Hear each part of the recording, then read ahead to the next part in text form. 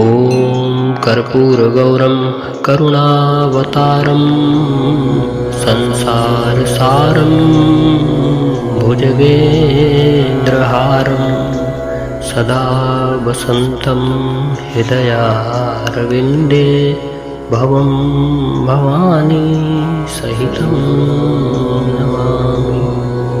ॐ मङ्गलं भगवान् शम्भो मङ्गलं वृषभध्वजः मङ्गलं पार्वतीनाथ मङ्गलायतनो हरः।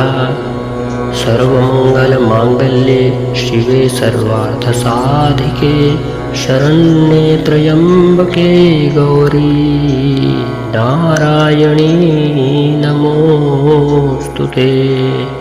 ॐ यज्ञेन यज्ञमयजन्त देवास्तानि धर्माणि प्रथमन्यासन्ते हनाकं महीमानः सचन्द्र यत्र पूर्वे साध्या सन्ति देवा।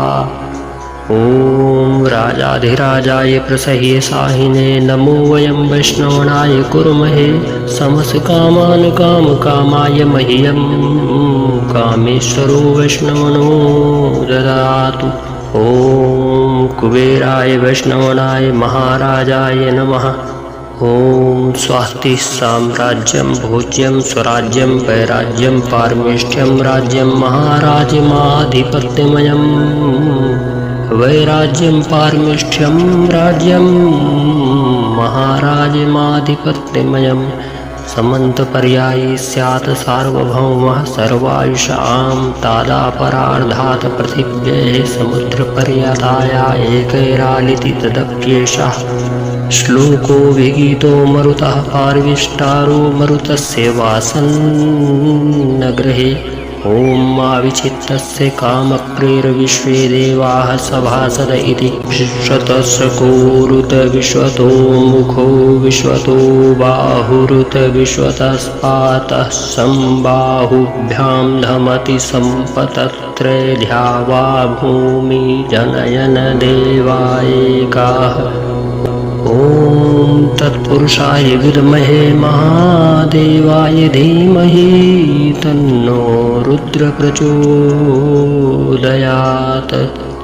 ॐ नानासुगन्धपुष्पाणि यथा काले भवानि च पुष्पाञ्जलिं मया दत्तो गृहाण परमेश्वरा। ॐ भूर्भुवः स्वः भगवते श्रीशाम्ब सदाशिवाय नमः। मन्त्रपुष्पाञ्जलिं समर्पयामि नमस्करोमि। श्रीशिवाय अर्पणमस्तु श्रीजगदम्बा अर्पणमस्तु।